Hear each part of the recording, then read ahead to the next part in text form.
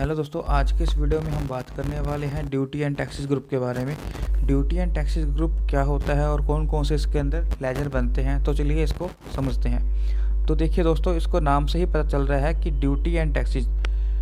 Duty मतलब हमारी responsibility, tax मतलब कर, है ना। यानी कि वो टैक्सेस जो हमने कलेक्ट कर रखा है और हमें गवर्नमेंट को पे करना है, या हमने टैक्स कटवाया है जो हमें रिफंड होना है, तो वो सारे के सारे लेजर ड्यूटी एंड टैक्सेस में जाएंगे।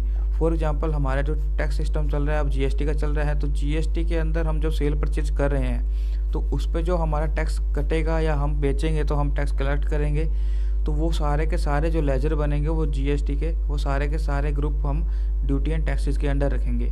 अब जीएसटी के अंदर तीन तरह से हमारे लेजर बनते हैं। एक बनता है सीजीएसटी, एक बनता है एसजीएसटी अगर हम विद इन स्टेट के अंदर गुड्स परचेज सेल करते हैं, और एक होता है आईजीएसटी जिसके अंदर हम गुड्स को आउट ऑफ स्टेट सप्लाई करते हैं।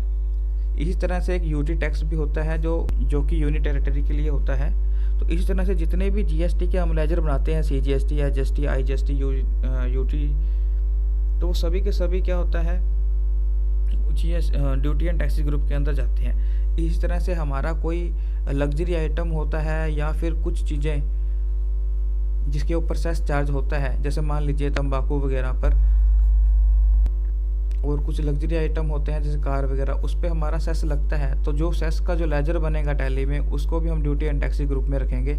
इसी तरह से अगर हम टीडीएस सेक्शन, हमारी कंपनी में टीडीएस अप्लाई होता है, तो टीडीएस हम जब कलेक्ट करते हैं या हम टैक्स टीडीएस को पे करते हैं, तो उसका जो टीडीएस का जो लेजर बनता है उसको भी हम ड्यूटी एंड टैक्सेस में रखेंगे।